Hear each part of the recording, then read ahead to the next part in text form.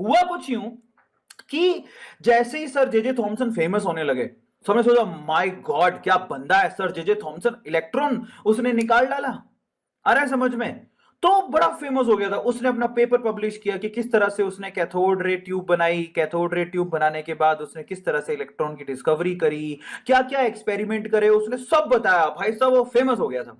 अब वो उसका जो पेपर था, उसका पेपर इस बंदे के पास भी पहुंचा। क्या नाम था इसका? इसका नाम था इंगली, नीचे क्या लिखा, उंगने उंजनी, उंजनी गोल्डस्टीन। तो बेटा आप गोल्डस्टीन याद कर लेना, इधर का नाम तो मेरे को प्रोनाउंशिएट ही नहीं हो रहा, वट एवर।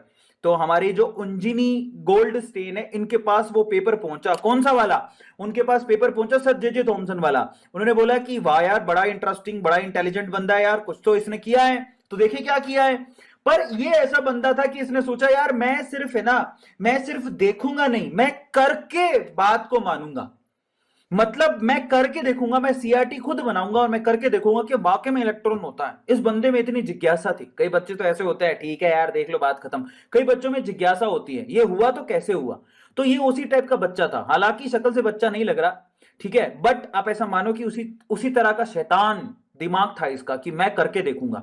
तो गोल्डस्टेन ने क्या किया ना, ये सारा सेटअप फिर से बनाया, जो हमारे सर जेजे थॉमसन ने बनाया था वही सेटअप इसने दोबारा बनाया। इसने क्या किया, पर एक छोटी सी मिस्टेक कर दी। सर जेजे थॉमसन ने कहा था कि आप लोग क्या करना है कि एक आप लोगों को यहां पर ट्यूब लेनी है। मैं थोड़ा कलर चेंज कर लेता हूं, रुको। तो यहां पर उसने बोला कि भैया आपको एक वैक्यूम क्रिएट करना है, एक कांच की ट्यूब लेनी है, ठीक है, वैक्यूम क्रिएट करो, कांच की ट्यूब लो। ले ली, तो यहां पर उसने एक कांच की ट्यूब ले ली, वैक्यूम क्रिएट कर लिया। फिर उसने, सर जेजे थॉमसन ने बोला था कि आप दो इलेक्ट्रोड की प्लेट चाहिए।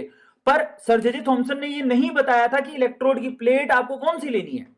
आपको मेटल की प्लेट चाहिए थी जो आसानी से इलेक्ट्रॉन को बाहर निकाल दे। तो बंदा क्या, अब पीछे अपने बैकयार्ड में गया, ऐसे ही घूमते घूमते चला गया बैकयार्ड में, उसका घर था। उसने कहा दो इलेक्ट्रोड की रोड कहां से लाऊं, किधर से लाऊं, ऐसे ऐसे करके बोले चलो पीछे चलते हैं। सारा सामान तो मंगवा लिया था, पर इलेक्ट्रोड मंगवाना भूल गया, प्लेटें मंगवाना भूल गया।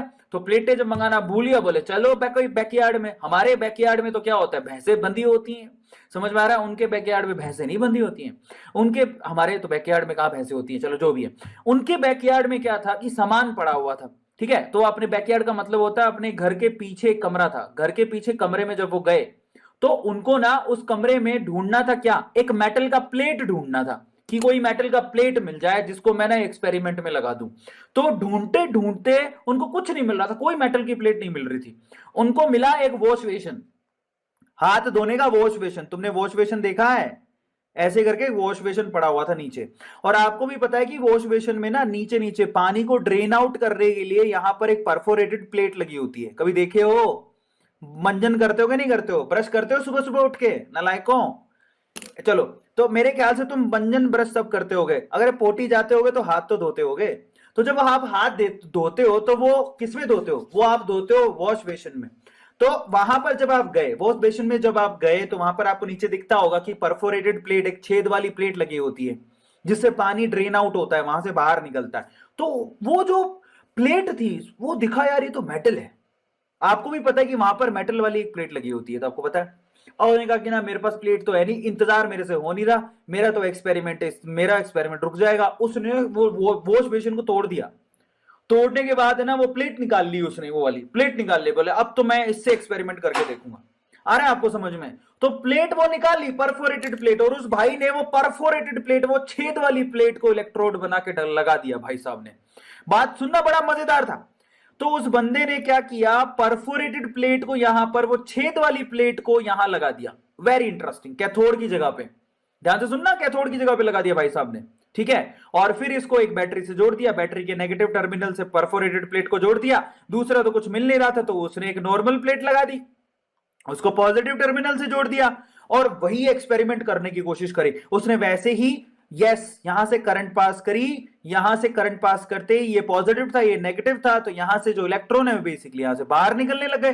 सारा सेम खेल हो रहा था, कोई प्रॉब्लम नहीं थी। लेकिन उसने देखा कि यहां सारा काम वही सेम हो रहा है, सर जेजे थॉमसन ने जो बताया था वो सारा काम हो रहा है। लेकिन एक मजे की बात उसको नजर आई, जो आपको भी नजर आ रही होगी अगर आप ध्यान से देख रहे हो तो।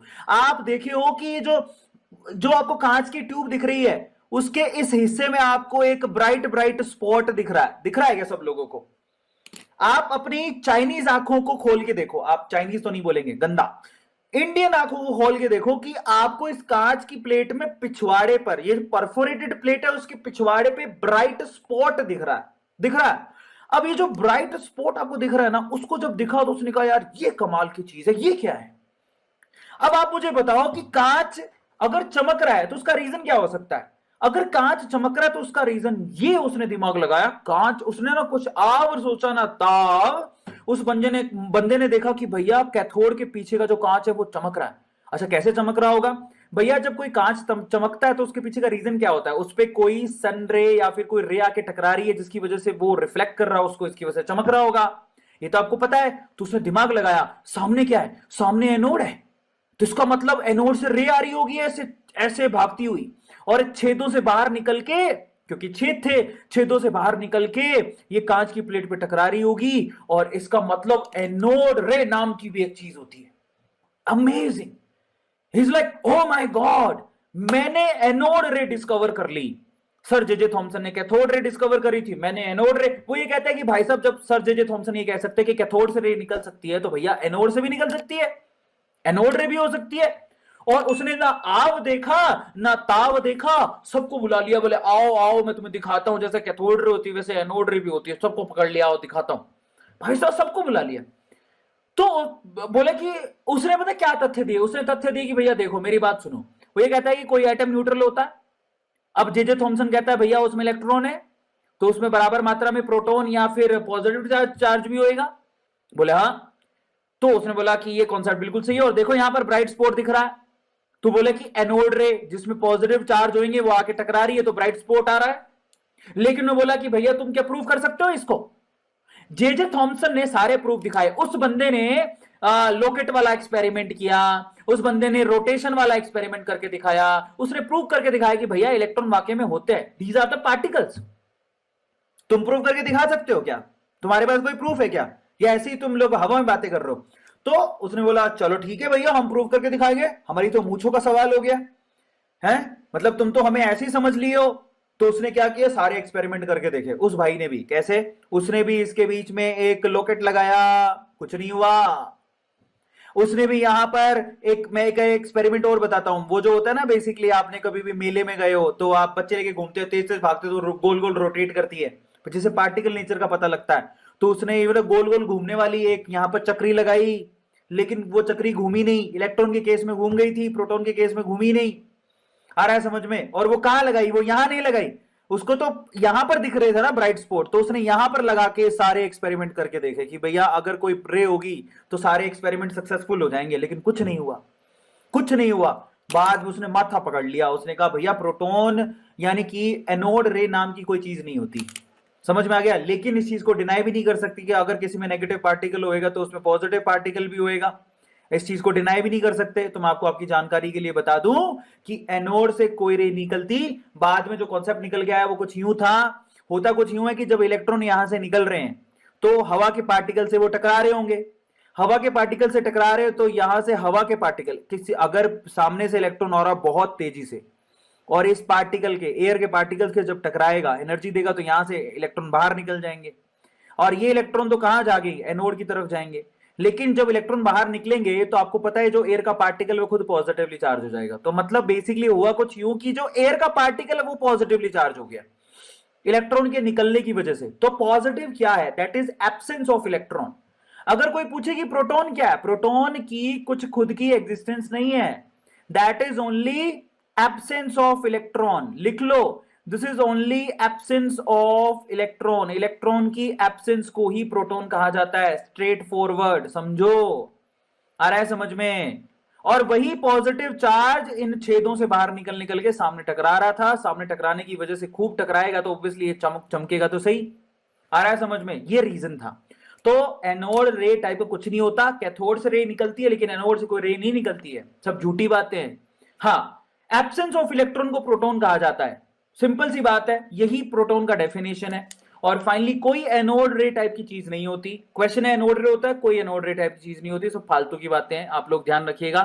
बस उसको एक्सपेरिमेंट वही है कि परफोरेटेड प्लेट से किया गया था, इलेक्ट्रॉन जो है बेसिकली यहां पर पार्टिकल से टकराते थे, खुद पॉजिटिवली चार्ज हो जाता था, इलेक्ट्रॉन यहां से बाहर निकल जाते थे और ये पॉजिटिवली चार्ज वाला कैथोड की तरफ भागता था और पीछे जाके टकराता था। दैट्स इट, और कुछ भी नहीं था। ओवरऑल जब इलेक्ट्रॉन, ध्यान से सुनना, इलेक्ट्रॉन का जब चार्ज माइनस का 1.6 इंटू 10⁻⁻19 बोला गया, तो मैं आपकी जानकारी के लिए बता दूं कि प्रोटॉन के ऊपर चार्ज सिर्फ और सिर्फ थ्योरेटिकली ही प्रूव किया जा सका। जब इलेक्ट्रॉन पे माइनस का चार्ज होता है तो प्रोटॉन पे प्लस का चार्ज होएगा। आ रहा है समझ में? तो ये प्रोटॉन का चार्ज है जो कि थ्योरेटिकली निकाला गया था, इसके लिए कोई एक्सपेरिमेंट नहीं किए गए थे। आपको पता है इलेक्ट्रॉन के चार्ज को निकालने के लिए मिलीगन ने ऑयल ड्रॉप एक्सपेरिमेंट किया था, प्रोटॉन के लिए कोई ऑयल ड्रॉप एक्सपेरिमेंट नहीं किया गया था, कुछ नहीं हुआ था, क्योंकि प्रोटॉन है ही नहीं।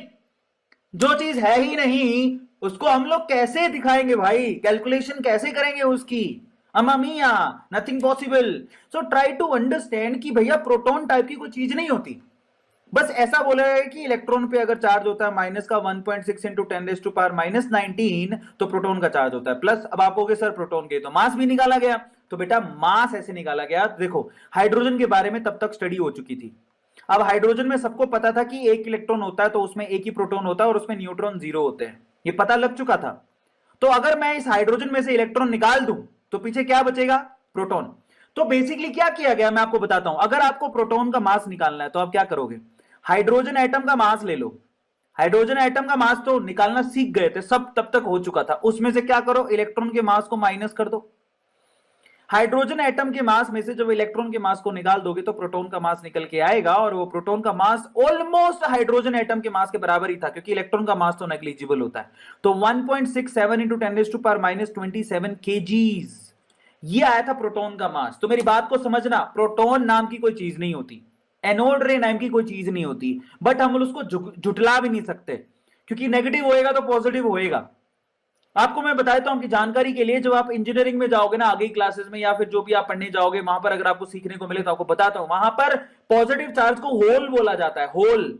अरे आप किसी जगह से खड़े हो जाओगे तो वहां होल हो जाएगा, मतलब कोई चीज बाहर निकाल दोगे तो होल दिखेगा। आपने कभी नट बोल्ट बाहर निकाला है? तो नट बोल्ट बाहर निकालते आपको होल दिखता है, बस वही है। That is absence of electron is called proton. Positive नाम का कोई चीज नहीं होता, दैट्स इट।